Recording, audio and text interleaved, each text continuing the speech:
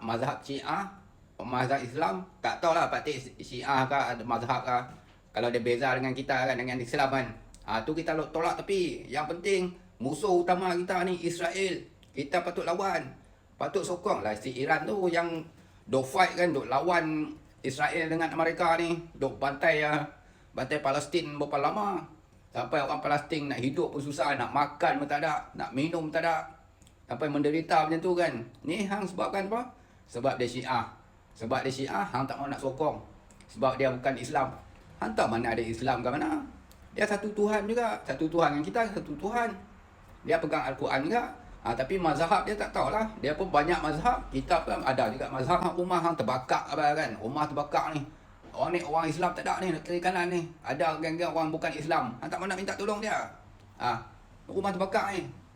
Hang mesti kena minta tolong lah. Pasal sebelah rumah hang ni orang Islam tak ada. Kalau hang perangai je ni, tak mau nak Islam, nak ambil orang Islam yang nak tolong hang kan, macam mana nak cari?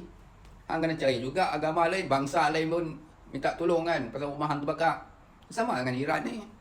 Iran duk fight kau dengan orang putih, dengan Amerika ni kan, nak pertahankan negara dia yang kena ceroboh. Bukan pasal apa, pasal minyak lah. Mereka nak conquer minyak, tapi Iran tak bagi. Iran pertahankan kan kedaulatan negara dia. Kita kena sokong lah. Ni hang tak sokong pasal apa? Pasal dia Syiah. Syiah ni pun kita bukannya faham tak tentang agama dia kan. Ini provokasi daripada bangsa Amerika. Media-media kata, oh jangan sokong Syiah, nanti Syiah dia hasut hang masuk agama Syiah pula kan.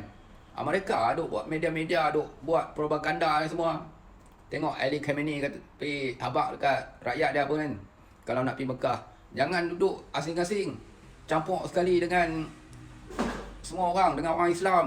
Jangan jadi puak-puak dekat Mekah. Juga Islam ekstrim, Syiah ekstrim ada.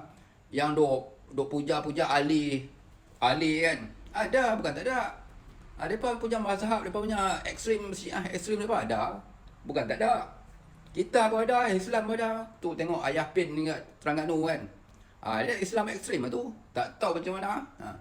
Ni hang duk salahkan Syiah, lepas tu hang tak mau nak sokong dia. Sokong lah, depa duk fight dengan Israel yang duk bom Palestin tu, rakyat Palestin, anak-anak Palestin. Okey, kalau hampa hebat sangat pasal Syiah ni semua, hampa komen tengok. Pak Teh nak tengok. Hampa komen mai. Pendapat hampa macam. Kalau pendapat hampa beza dengan Pak Teh, cuba hampa komen. Kami ni Pak Teh nak baca komen hampa kan. Hampa punya pendapat apa pasal Syiah ni, pasal Islam lah. Pasal hampa hebat kan. Duk tak mau nak sokong Syiah. Hampa komen tengok, Pak Teh nak baca. Biar kita share ilmu-ilmu hampa ni tentang Syiah. Pasal apa Syiah kita